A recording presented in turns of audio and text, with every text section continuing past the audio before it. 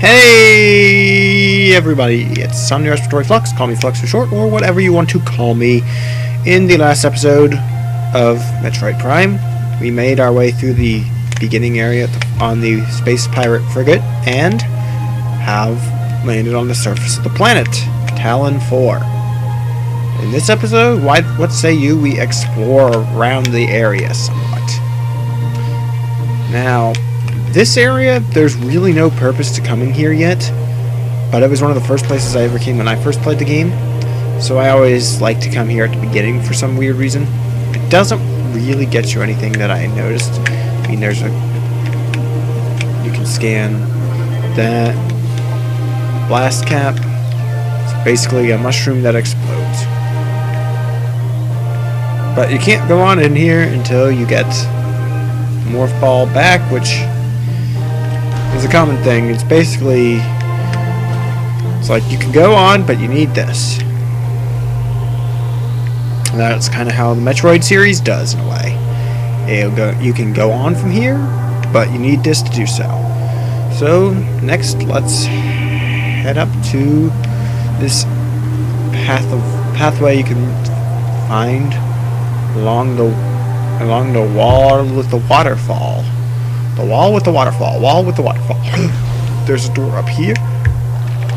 There's some tangleweed on the floor. We already scanned that at the end of the last episode. Seedling. Basically just a basic enemy. Alright. We don't have charge beam, and we can't reach those. That is unfortunate. Oh well. Anyway, let's come this way and impact crater. This sounds somewhat ominous. Looks rather ominous too. What do we have here? Pirate data. Now, pirate data is there's a sequence to it. Like, the logs are supposed to go in a certain order, and it's a little weird depending on the version of the game you have. Like, I think some of the logs actually change from the version. Like, there's some logs that just aren't in later versions for continuity purposes, because it got a little weird. But I'll be reading them as I find them anyway, if I care to. If you want me to stop, just please let me know. Log. Field team reports are in on an aged structure of alien design built on the surface of Tallon IV. Studies show the structure projects a containment field. This field bars access to a prime source of energy within a deep crater. Science team believes the field is powered by a number of strange Chozo artifacts. We have found some of these relics, and studies on them have begun. As this field could hinder future energy production operations on Tallon IV, we must dismantle it as soon as possible. This means the destruction of the Chozo artifacts. It will be done. I don't know about you, but that doesn't sound like a very good plan to me. Now, what do we have here? New research entry. There's a blast shield. Basically, we need missiles to get through that, but we don't have missiles anymore. So again, our progress is hindered by lack of functioning equipment. You can shoot the tangleweed, it'll retract into the floor, but all it really does is slow your progress. Oh boy, the hint system, which I never really disable because I'm not used to disabling it. I might have to do that at some point. Basically, if you dilly-dally for too long, it'll say, hey, do you know what you're doing? Maybe you should check out around here.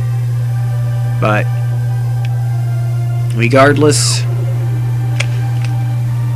those two doors are up on that ledge. We could technically reach them if I was better at glitching the game. But we really don't need to get up there yet. That's for later. So let's just go through this one door we have left to us. Oh, hello, things. Beetle. And I'm sure it's not the musical kind. Anyway, we just progress through here. This is the correct way onward. And scan more things here. Sap sack, basically it explodes if you shoot it. And sometimes it drops. Oh! Large. I knew that was a large energy, which is why I said it before it popped up, but basically purple is small, red is large, and we'll get into other sizes later on, I think. And here we get Zoomer, basic, standard enemy for the series. At least in Super Metroid, I guess. And this tougher to defeat variant, the Gamer. Can't really do anything about it at the moment. Now, this is not the correct way onward, actually. I just like exploring all these side paths when I can, even if I can't go all the way down them. I like getting these scanned thoroughly, I guess. This is the blood flower. I kind of went past it. So basically, if you shoot its projectiles, it'll rebound back at it and kill it. That's the easiest way to do that. And once again, we cannot go any further.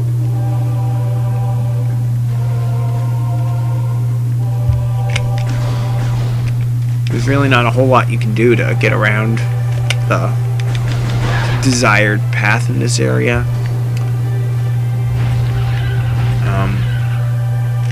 Okay, sound cues are a thing that this game has that I can usually go off of, but because I had to turn down the volume a lot to avoid feedback on my microphone, I don't really get that as much.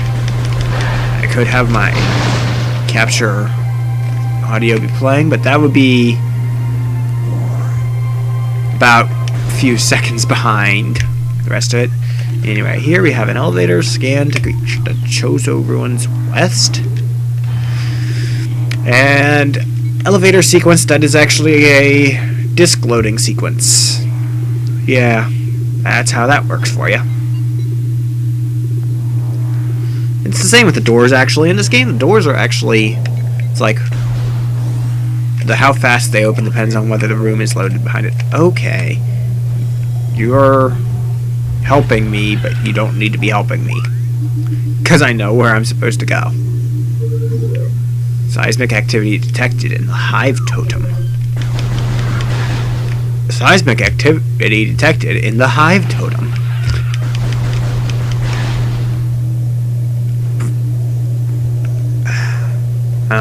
Hold on. What is this? What is the audio thing again? Oh.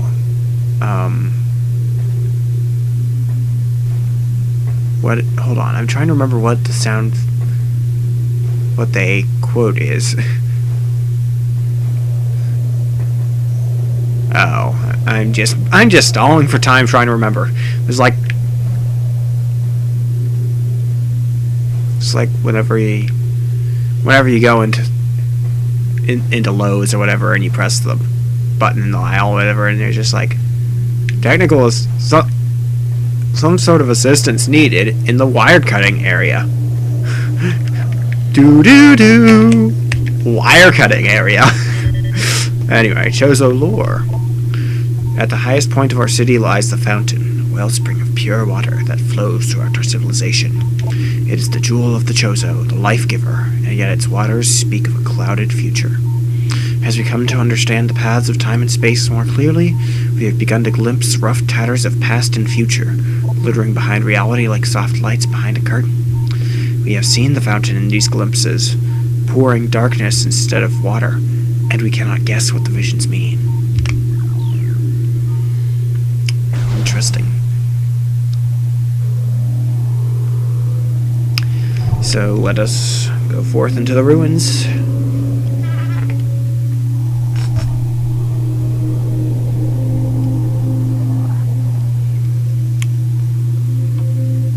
Interesting. Very interesting. Holy crap, a lot of beetles. Okay, let's just repel all of them. By repel, I mean violently destroy. The tree seems to be weakened. We can't do anything about that yet. We can't do anything about that yet because we don't have missiles to open that door. So let's just keep going. That looks nice up there. The ledge this object rests on cannot be reached from this room. Well, if you know this game, you know what that is, and you know why it kind of sucks that you can't get it right now. Whatever. Now, if you keep going up this way,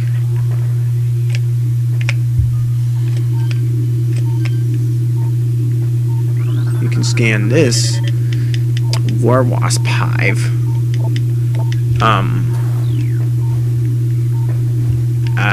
I don't know about you, but I'm not a huge fan of bees. Or wasps of any kind.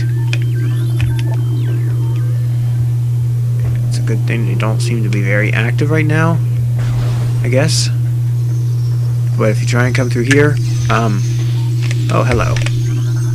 These look kind of like the parasites from the ship, but they're different. They're scarabs. No, not the same scarabs we found in Star Fox Adventures. These are not living money. These are living pests. So, shoot them. Because they explode and make your day sad. Not all that sad compared to some of the other enemies here. They do, like, almost no damage. But as you can see, we are not getting onward from here. So our day is kind of sad anyway. Despite our efforts.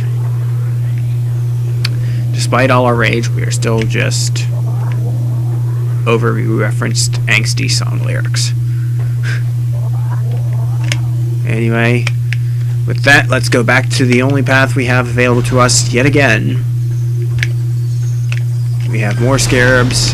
Could have just scanned these first, but I don't care. I like going off of on those random paths. I don't know about you, but I do. Oh boy, these things. Ions. Basically, you can stun them. Later on, you can destroy them. But for now, you can't really do anything about them, so you just make them force them to close their eyes and go and just get on with your life. You chose our lore. We chose our departing now after so many years in peaceful seclusion here on Tallon IV. When we came, this place was a refuge for our spirits, a civilization built from native materials, bereft of the trappings of our technology. We were linked to the land here, kindred to the plants and animals, far away from the machines we had become so dependent on. And so we leave it now, pristine, a testament to the mortal forms we no longer need.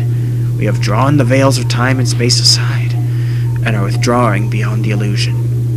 But we will never forget this, the most sacred of our homes. And we will remain ever watchful. Yes, there's a save station in this room. You don't need to tell me that. I know. I may honestly just turn that off. Because I usually keep it on during regular play. Because there's really no need to turn it off, particularly. At least not to me. Some people would probably get, like, throw a hissy fit if they saw it. Possibly even you. Also, I don't know if that's brilliant or lazy. That reflection. Okay, you can just die after I scan you and find out that you're a war wasp. Well, which I already knew, to be honest.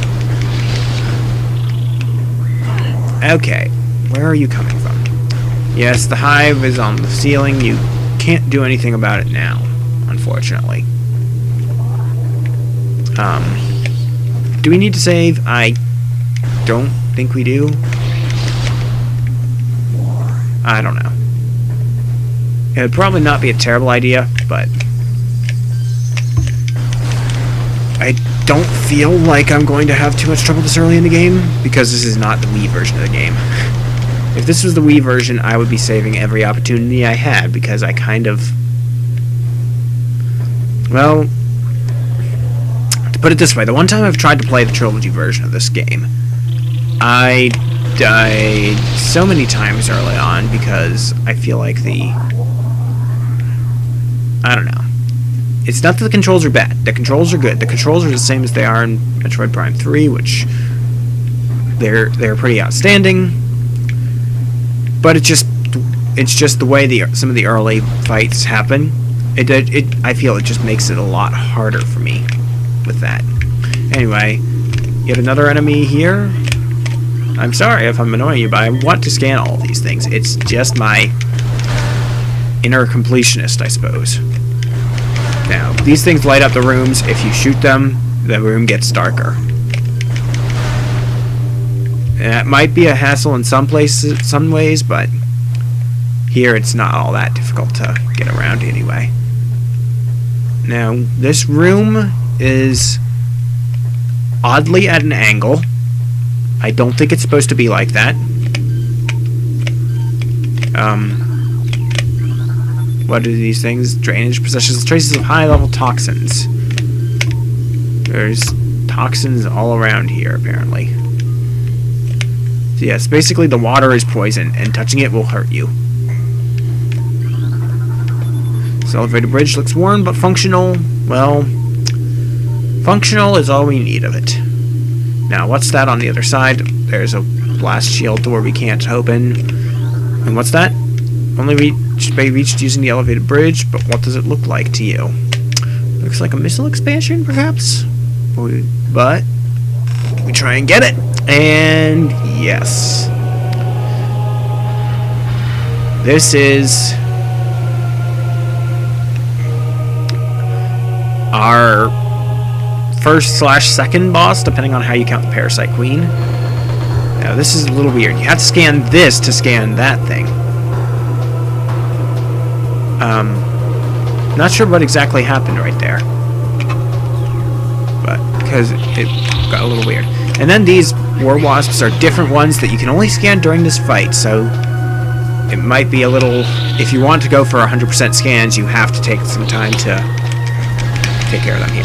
Basically, how the first part of this fight is going... How this fight is going to go, you're going to shoot the wasps, and then shoot the totem thing, is basically what it is, if you want to call it that.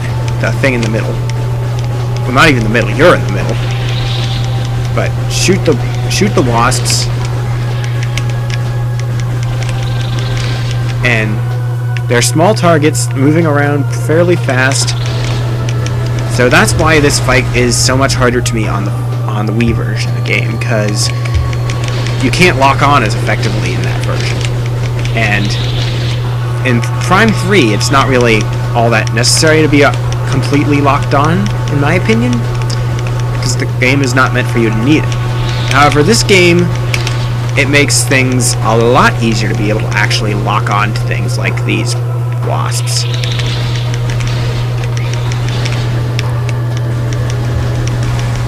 But, yeah, see, that went pretty quickly, but the first time I tried that in the Wii version of the game, I actually died.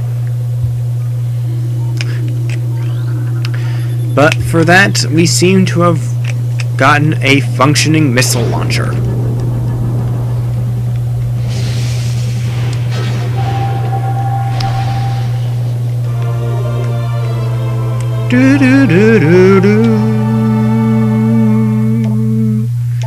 Basically, it works just like the one we had before, because it is the one we had before, except it basically just repairs it. And this, like that thing we found on the other, on the ledge up there, is an energy tank. Basically, it increases our energy supply, refills and increases our energy supply, and missile ammunition. Now, the missile launcher that we picked up, we can only hold 5 missiles as opposed to 15 that we could during the intro scene. So, you're going to want to be cautious with where you use them for the first part of the game, at least. Oh. And the ceiling kind of caves in a bit, even though you can't really... You can kind of see where something might have fallen out, but I don't know if it exactly matches the chunks that fell out onto into the thing. But with that, you can actually get back across to the exit. I never actually noticed that they fell from the ceiling before. But anyway, at this point, you just make your way back across. You can destroy the war wasp hives with missiles or a charge beam shot, but we don't have the charge beam yet. So, missiles it'll have to be. However, you have to actually hit the hive.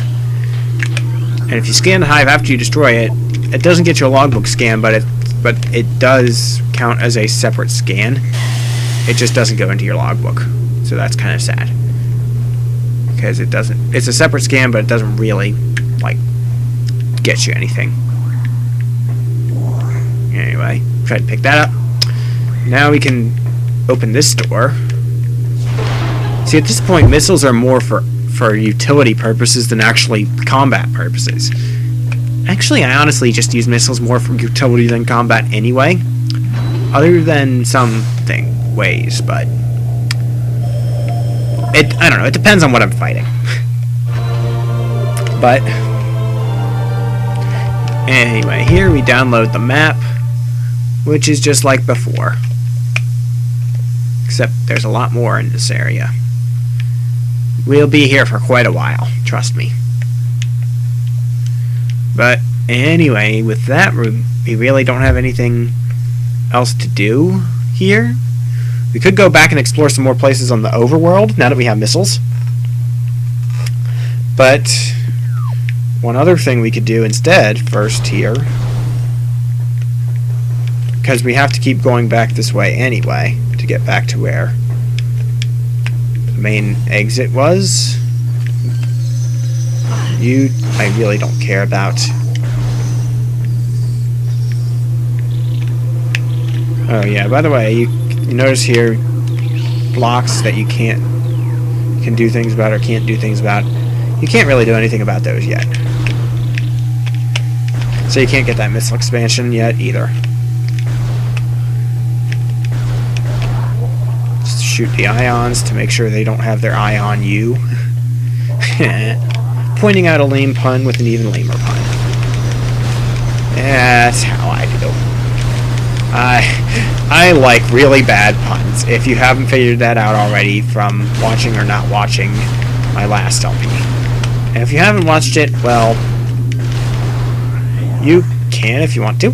I'm not going to say you should or have to because, well, it's kind of my first LP, so you can watch it if you want.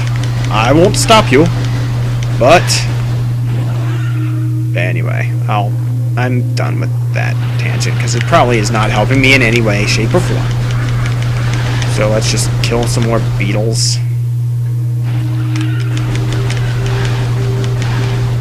So much killing, as opposed to adventure.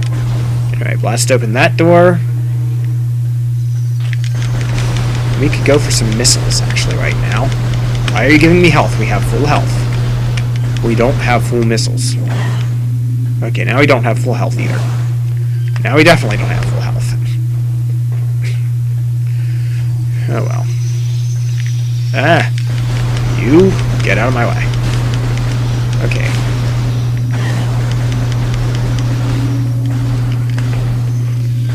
These things are really hard to see and hard to target, so they're kind of annoying in that respect. Seems we have to jump up here. And what could that be? Morph ball? Sure, we just have a spare morph ball lying around here. How does that work? I don't know. But in any case, if it'll help us, let's go pick it up. Except it's not that easy, of course.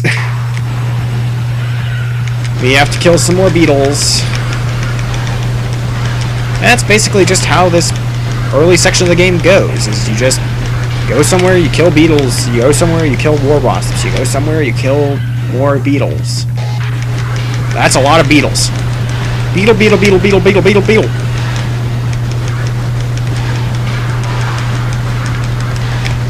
And we don't really have too many missiles to spare, and we don't have our charge beam. But what's this? That's a big beetle. That's an ugly looking beetle. That Does that even look like a beetle to you? I don't know. But it's called a beetle. It's the plated beetle. This thing is kind of a weird, half a mini-boss, half not a mini-boss. Basically, it teaches you how to strafe around things. The only weak point is that big butt, essentially, of it. So you basically just shoot it in the butt a few times. But basically, you have to dodge around it so that you can get to its weak point whenever it lunges at you. And just lather, rinse, repeat a few times until it dies. They're not even really a mini-boss, because you see them just... Later on, you'll just see them out and about in this area, instead of the regular beetles. So it's really just a slightly more difficult to take care of version of the regular beetles. And we blew up their butt. We blew up the butt. That's a wonderful phrase. I will probably not be using very often.